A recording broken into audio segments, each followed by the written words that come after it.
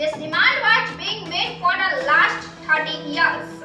And as soon as the government approved it, along with this, a competition for its credit also started among many political parties of the country.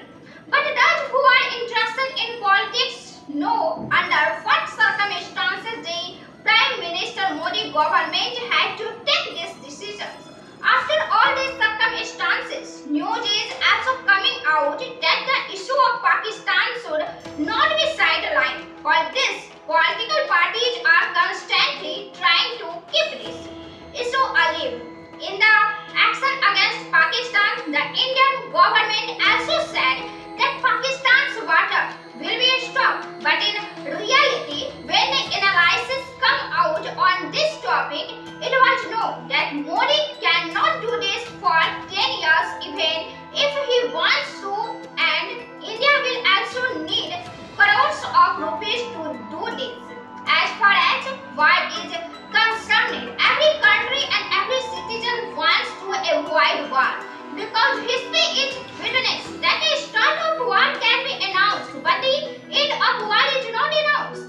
So in such a situation, there is a demand from Telangana that work should be done on POK and it should be merged with India. Now senior leader of Jammu and Kashmir and former Chief Minister Farooq Abdullah has also protested against the decision of Modi government which he has taken against Pakistan. Actually, the Indian government announced that Pakistani citizens will leave India, after which they have now turned this decision of the government as anti-humanity when Indira Gandhi had created Bangladesh by breaking Pakistan.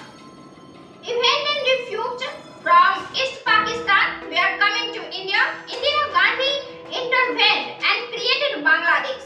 On this Pakistani citizen living in India, Farooq Abdullah has said that this is inhuman and against humanity. He has said that this action taken by the central government is not good because it is against humanity. There are many people here who have been living for the last 70 or 25 years. Their children are here. They have not harmed India, have always been a good citizen. They have themselves surrendered themselves to India. In such a situation, it is not right to send them back.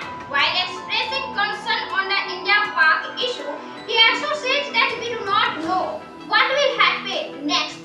Today, two countries are getting ready for war. We have to try to ensure that this does not happen and a direct way can be found to catch the terrorists and those who are behind this attack. The government had issued this directive from 24 April and after issuing